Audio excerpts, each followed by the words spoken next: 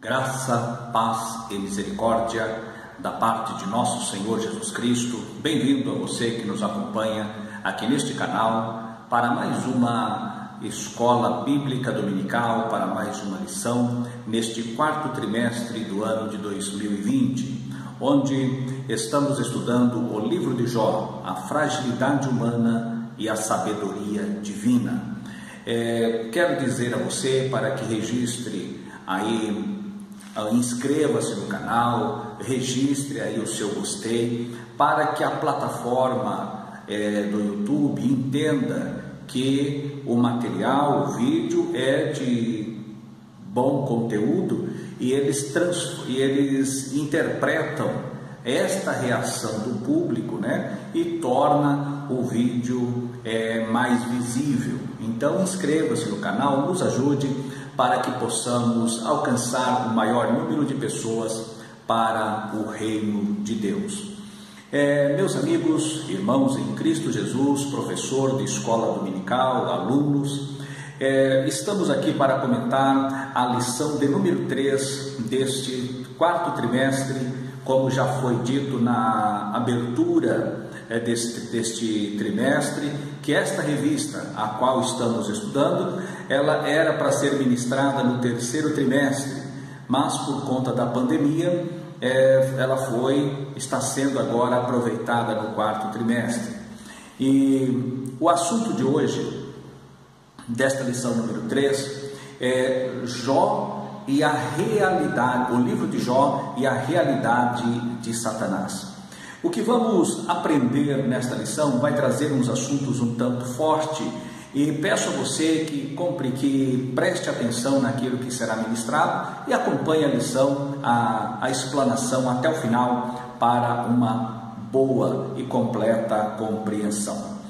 O texto áureo da nossa lição está no livro de Jó, no capítulo 1 e no versículo 6, que diz: "E vindo um dia em que os filhos de Deus vieram apresentar-se perante o Senhor, veio também Satanás entre eles."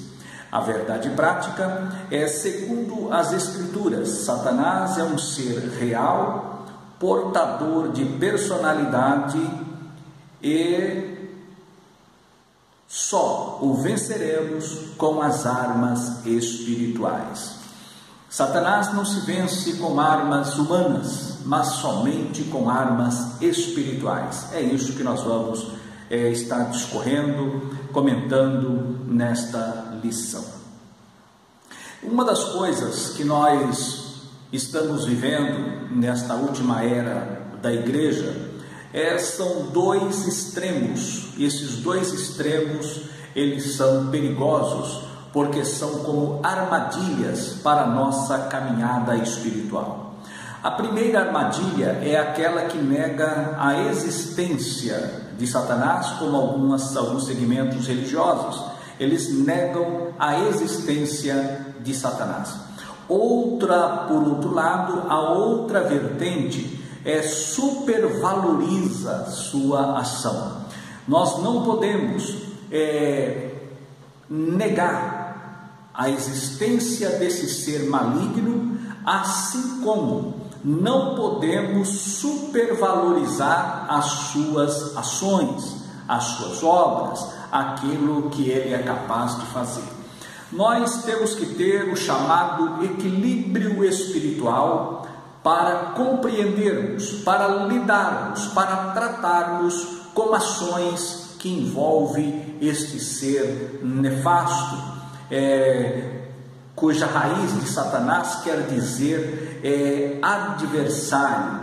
Então ele é o arqui-adversário, o maior adversário do nosso Senhor Jesus Cristo é Satanás. E por vias de consequência, o maior adversário que nós temos é ele próprio, é Satanás.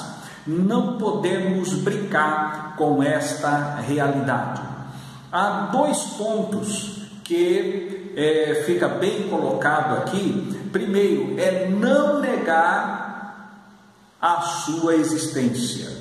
E o outro, porque ao negar a existência, nós entramos numa verdadeira armadilha espiritual. E o segundo é supervalorizar as suas obras, as suas ações, porque aí, ao supervalorizar, nós diminuímos, querendo ou não, o poder de Deus, e limitamos o agir de Deus e o comando de Deus. Nós vamos aprender lá no final desta lição a situação de Satanás e a nossa situação, a situação do crente em Cristo Jesus nesta batalha, nesta caminhada espiritual. Então fica gravado isso daqui. Outro ponto que precisa ficar gravado é o texto áureo da nossa lição. O texto áureo diz: e vindo um dia em que os filhos de Deus vieram apresentar-se perante o Senhor, veio também Satanás entre eles. Aí vem aquela questão: Satanás tem acesso aos céus? Quando nós vamos lá para o Apocalipse, nós vamos ver, quando naquela visão de João, que fala que do inimigo que acusava os santos do Senhor de dia e de noite. São dois pontos que nós temos que observar, que nós temos que considerar no curso dessa lição, para sanar essa dúvida. Ao chegar no final da lição, você vai compreender esses detalhes que está apontado aqui logo no começo da lição. Então, nos acompanhe o nosso raciocínio, e eu creio que você sairá edificado para louvor e para a glória do nosso Senhor Jesus Cristo. Então, o primeiro ponto que nós vamos estudar é a natureza de Satanás.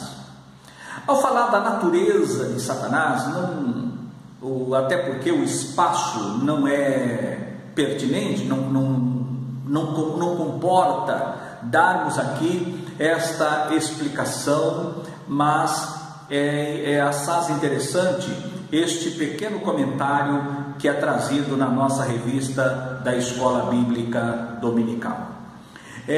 A característica: Satanás, ele é espírito, ele é um ser que é espírito, é um ser que é criado, e ele é um ser que possui personalidade.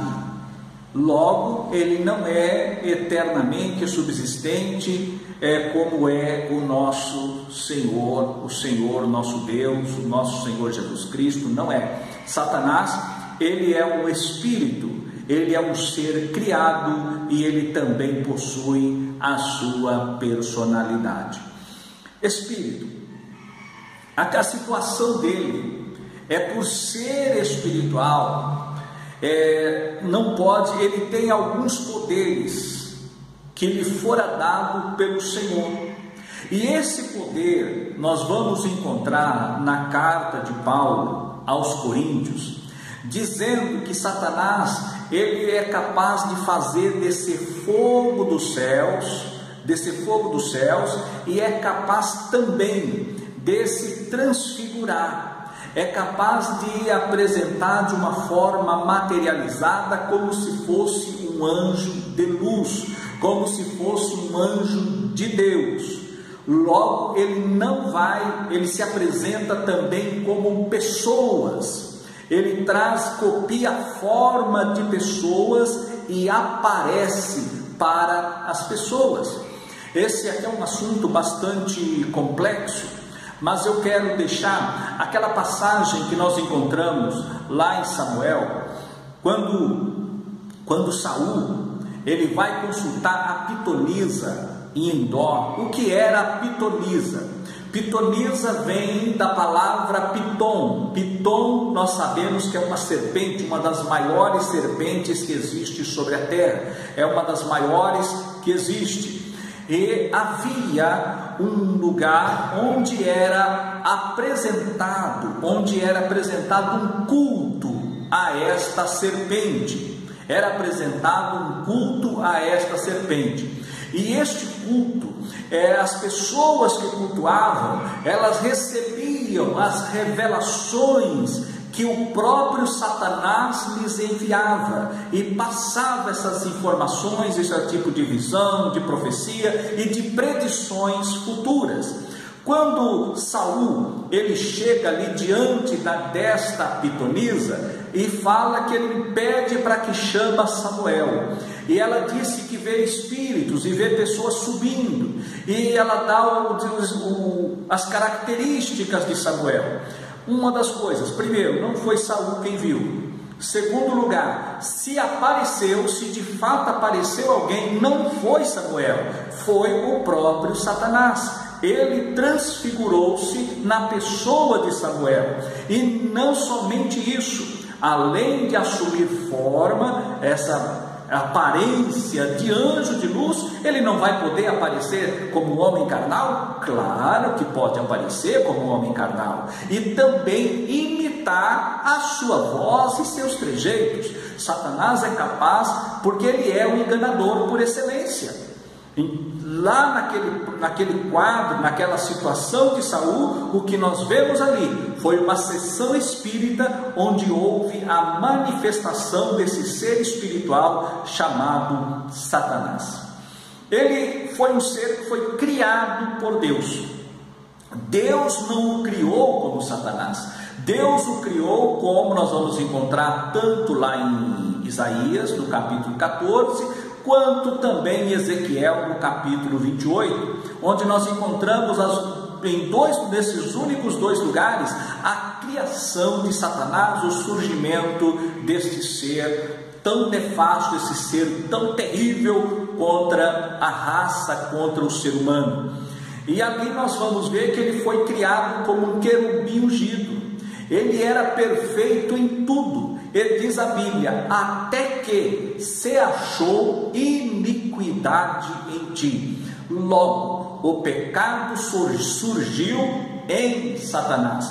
E ele exercia tanta influência no meio dos anjos, das cortes angelicais, que ele, ao receber exercer esta influência, a Bíblia relata, nós vamos encontrar isso lá no Apocalipse, que ele, com a sua cauda, ele levou após si uma terça parte da corte angelical. De cada 3 anjos, um seguiu a Satanás. Daí mostra o seu alto poder de influência. Ele é um ser, ele é espírito, apesar de espírito, mas foi criado, e também ele exerce a sua personalidade. Ele tem argumento, ele tem conhecimento, ele tem poder de persuasão. Tanto é que aqui nós vemos nesta passagem ele falando e argumentando com Deus, mas nós também vemos ele falando e argumentando com Jesus, levando o próprio Senhor Jesus, levando até o pináculo.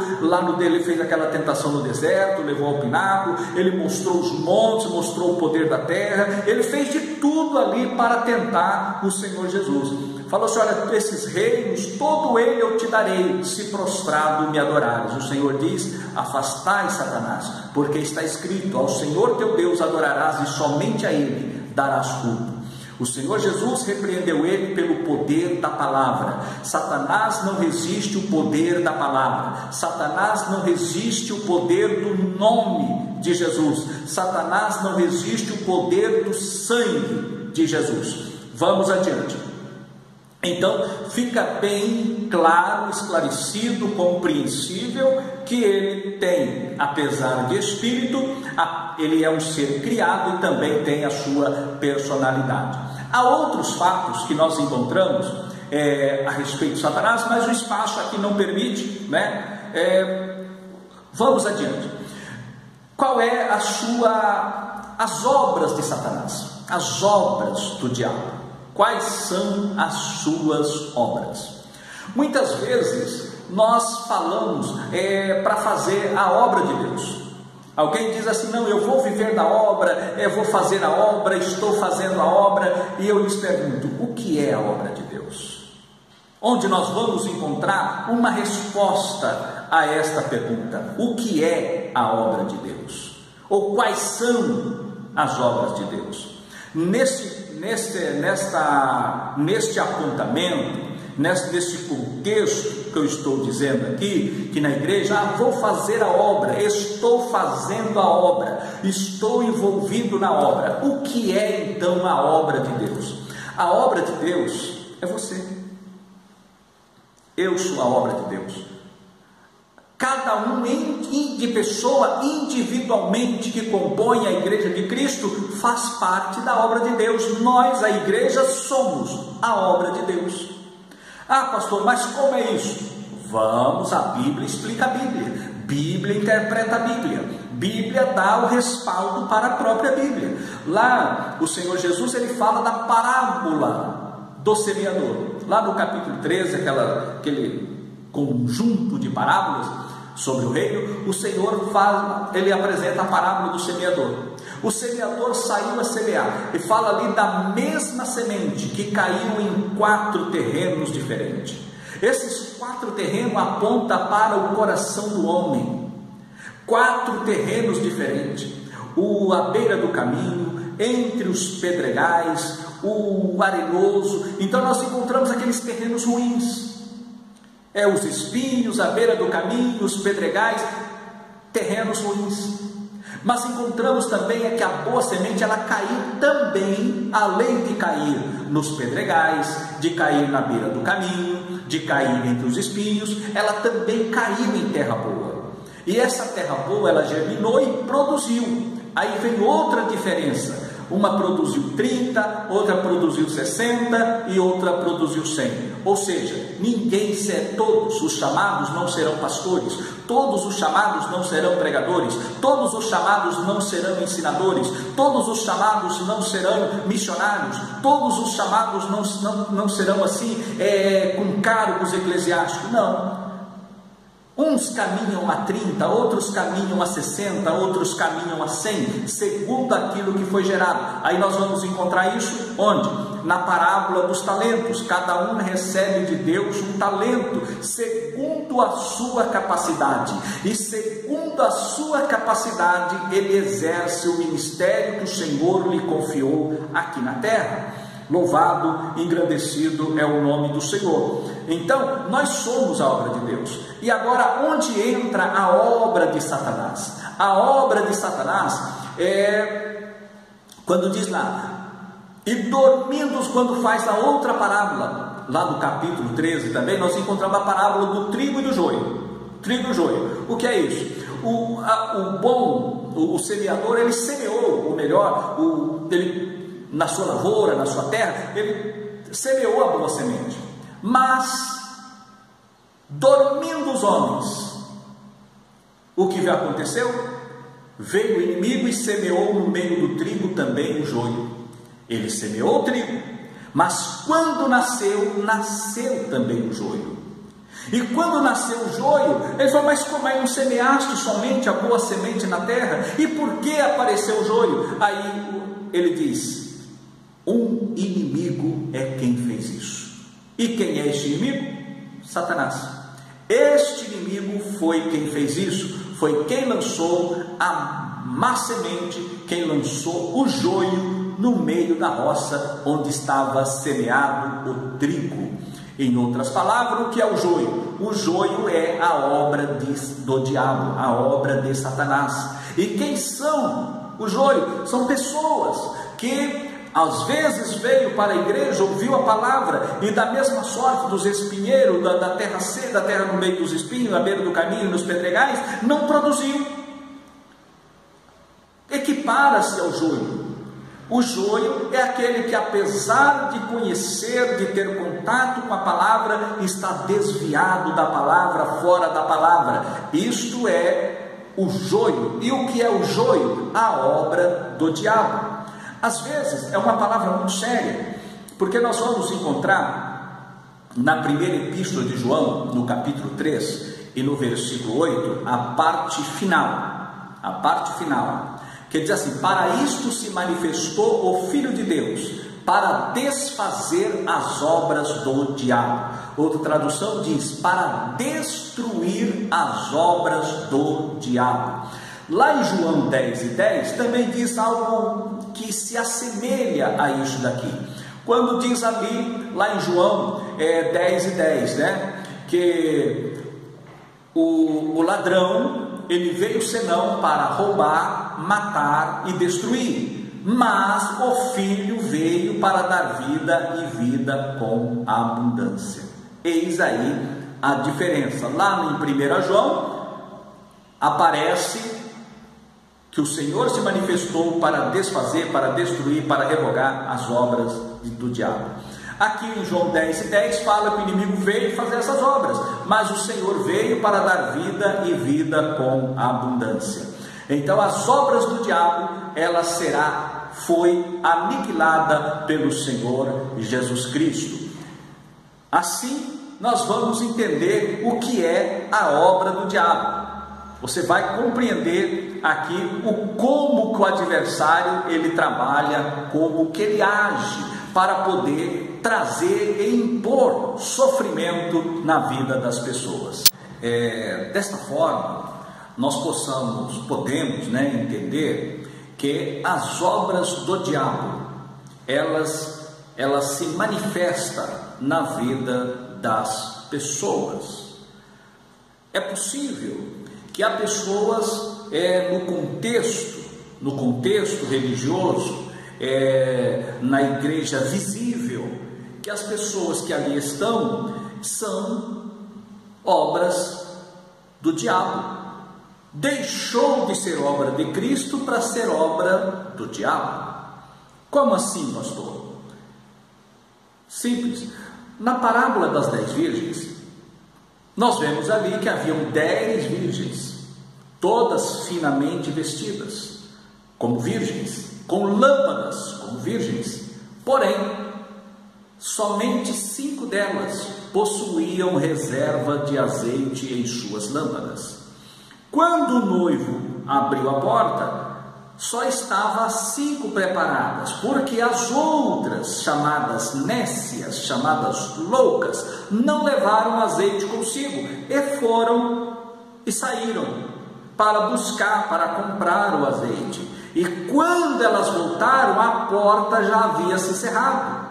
E elas bateram na porta e disseram: Senhor, Senhor, abre-nos a porta. Ao que o Senhor lhes responde que não conhecia, a oportunidade havia passado. Isso mostra que às vezes a mentira, o engano, a falsidade, as obras, os adultérios, as fornicações, as coisas que acontecem, os roubos, os abusos que acontecem, são obras do diabo manifesta na vida daqueles que eram a princípio obra do Senhor. A salvação, ela não é uma vez salvo para sempre, mas a Bíblia diz: aquele que perseverar até o fim, esse será salvo. É o que nós vemos ali no Evangelho segundo João, ou melhor, Mateus capítulo 24. Amados, chegando aqui neste detalhe das obras, e o que é que o inimigo faz? O que o adversário faz das suas obras? É provocar dor e sofrimento. Dor e sofrimento. Foi o que Jó experimentou. Jó experimentou uma dor profunda na sua alma.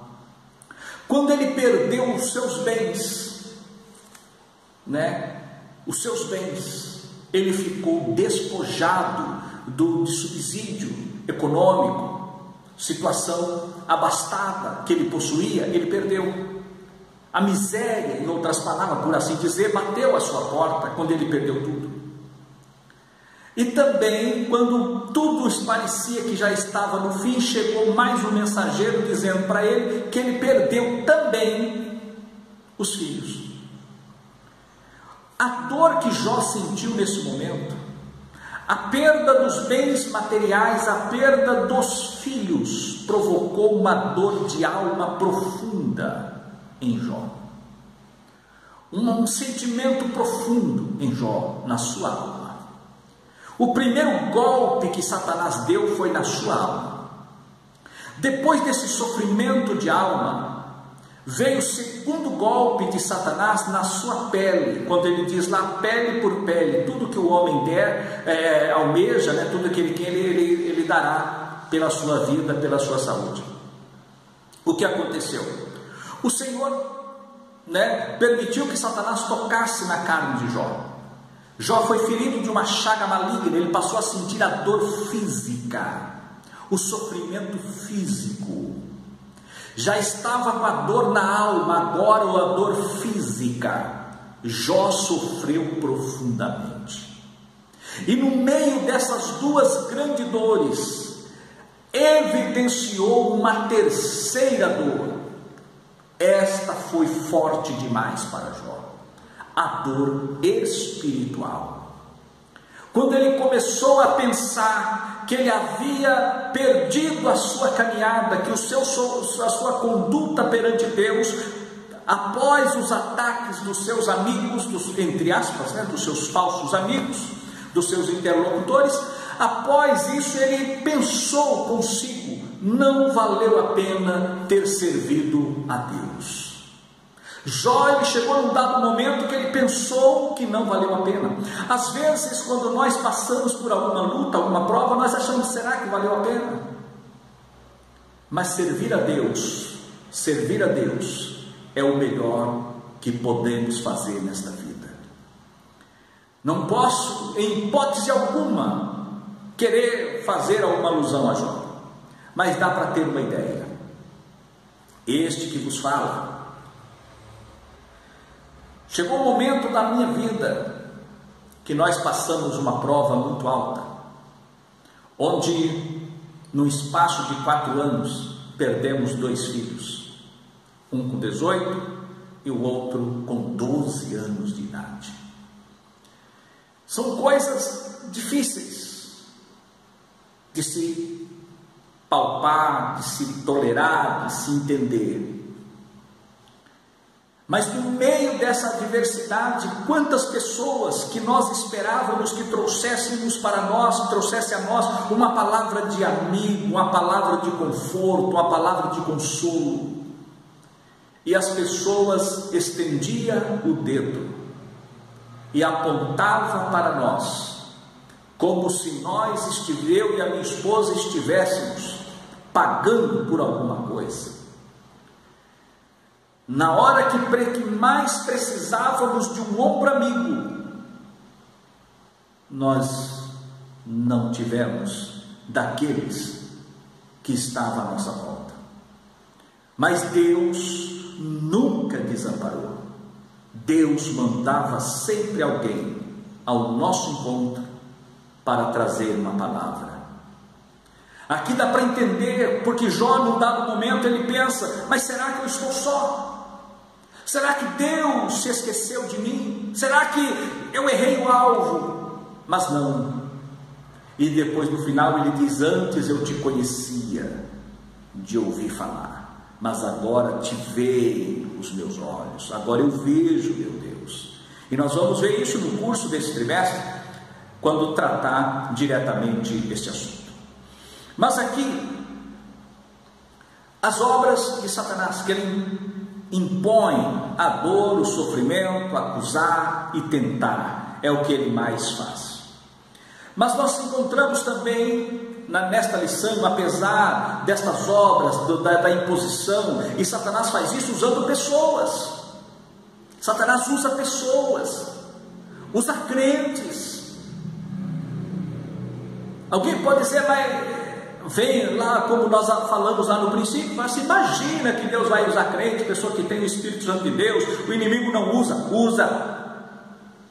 Todas as pessoas que der lugar para o inimigo, não vigiar, não estiver na presença de Deus, se torna uma porta aberta para Satanás usar ele quando Satanás quiser. Infelizmente isso é real, isso é verdadeiro. Então nós não podemos dar espaço para o inimigo das nossas almas, mas temos que nos chegar a Deus, porque diz a Bíblia, chegai-vos a Deus, e Deus se chegará a vós. Nós vemos também neste livro a ação de Satanás. Ele vem aqui no capítulo 1, no capítulo 2, no capítulo 3. A partir do capítulo 3, você não vê mais Satanás atuando neste livro de Jó. Você não vê mais. Vê apenas os seus amigos, a pessoa de Satanás agindo. Mas você vê pessoas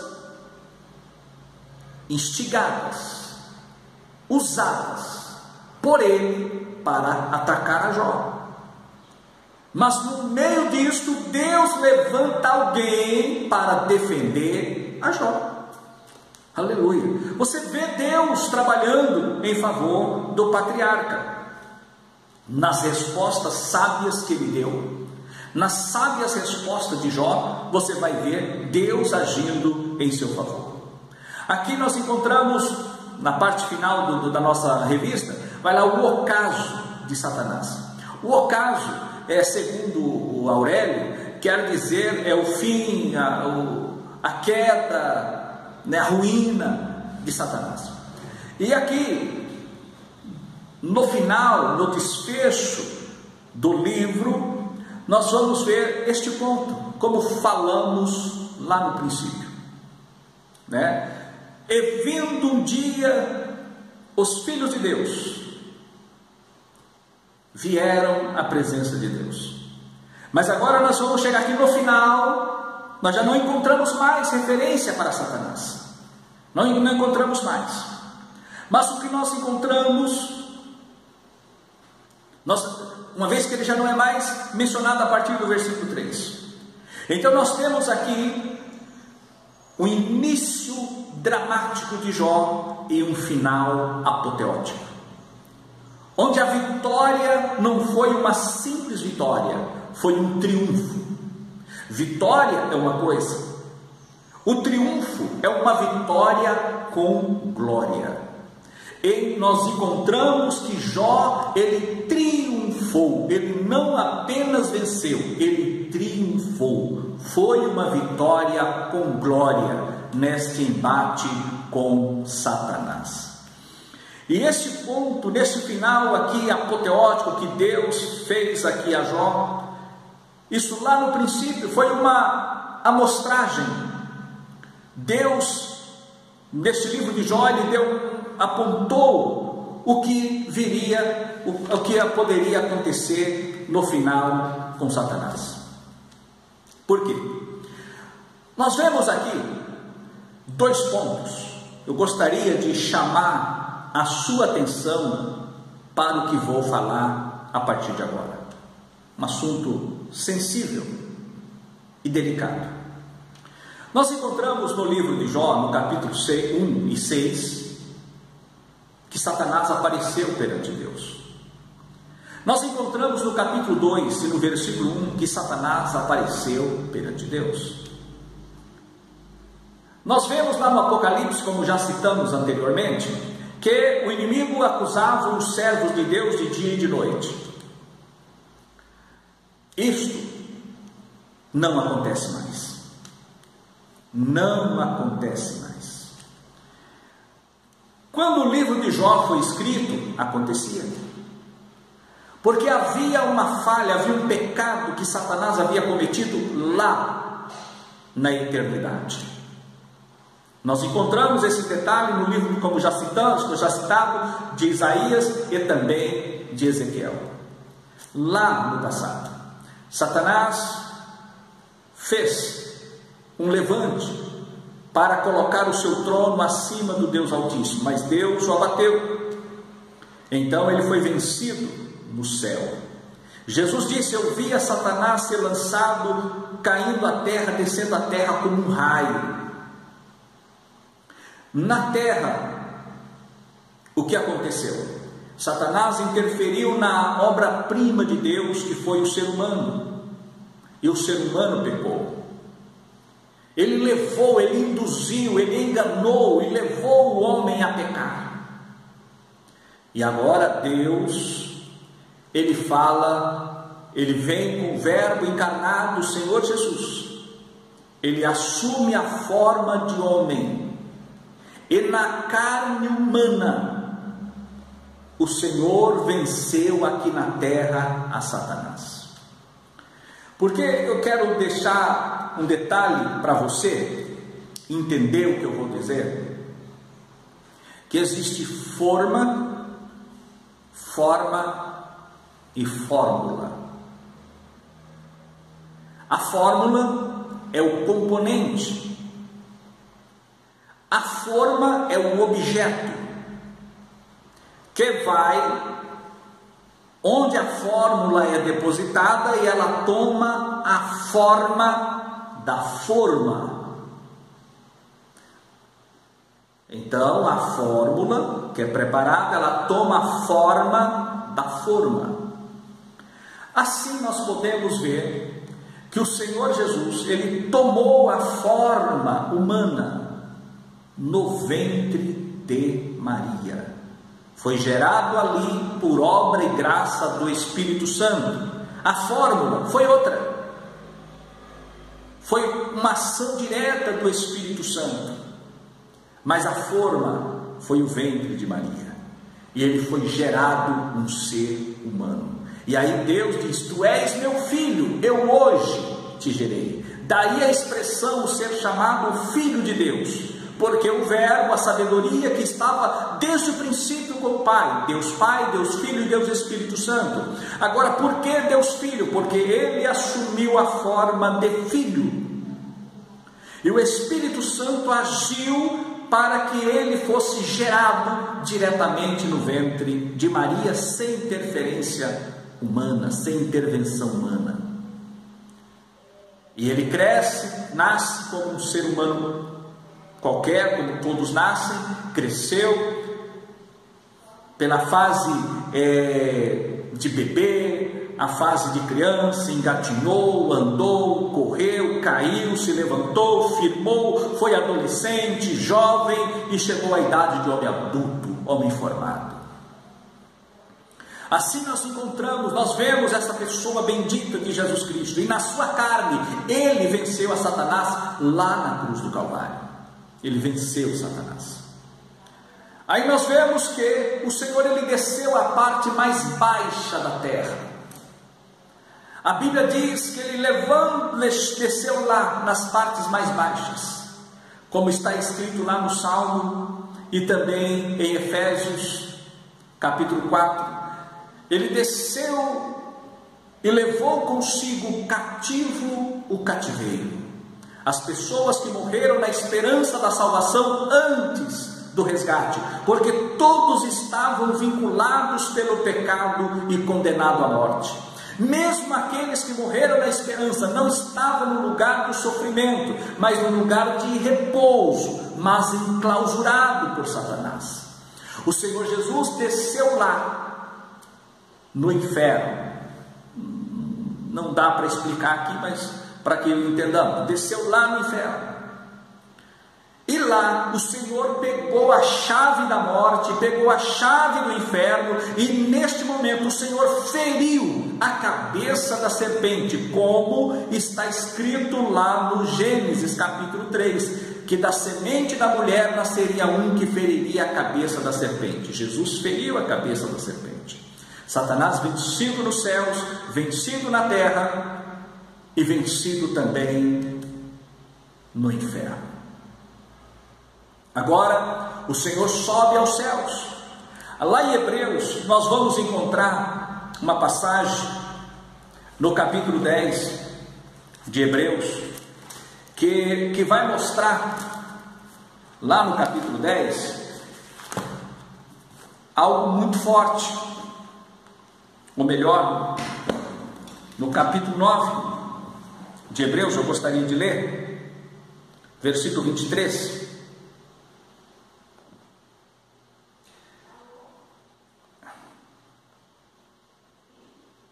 Nós encontramos aqui no versículo 24: porque Cristo não entrou em um santuário feito por mãos, figura do verdadeiro, porém no mesmo céu, para comparecer agora por nós diante de Deus, nem ainda para se oferecer a si mesmo muitas vezes, como sumo sacerdote,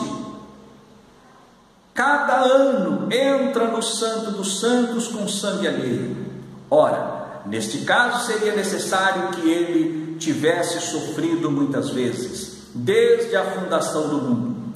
Agora, porém, ao se cumprirem os tempos, se manifestou uma vez por todas, para aniquilar pelo sacrifício de si mesmo o pecado, assim como aos homens. Então, com o sacrifício de si mesmo, para aniquilar o pecado. E ele não entrou no santuário humano, mas no próprio céu, no verdadeiro tabernáculo, não com sangue de animais, mas com seu próprio sangue. Em outras palavras, o Senhor Jesus entrou com sangue da expiação nas mansões celestiais. Foi isso que foi revelado para João, o Cordeiro como quem havia sido morto. E ele venceu. E agora ele podia abrir o livro e desatar os segredos e os mistérios de Deus. Satanás foi derrotado. E por ele ter sido derrotado, hoje nós temos poder de Deus em nós, autoridade de Deus em nós, para vencer o inimigo das nossas almas. Que Deus nos guarde, que Deus nos abençoe e até a próxima lição, se Deus quiser, sabendo que Deus é poderoso para nos dar a vitória e nos conservar até que Ele venha. Que Deus abençoe em nome do Senhor Jesus.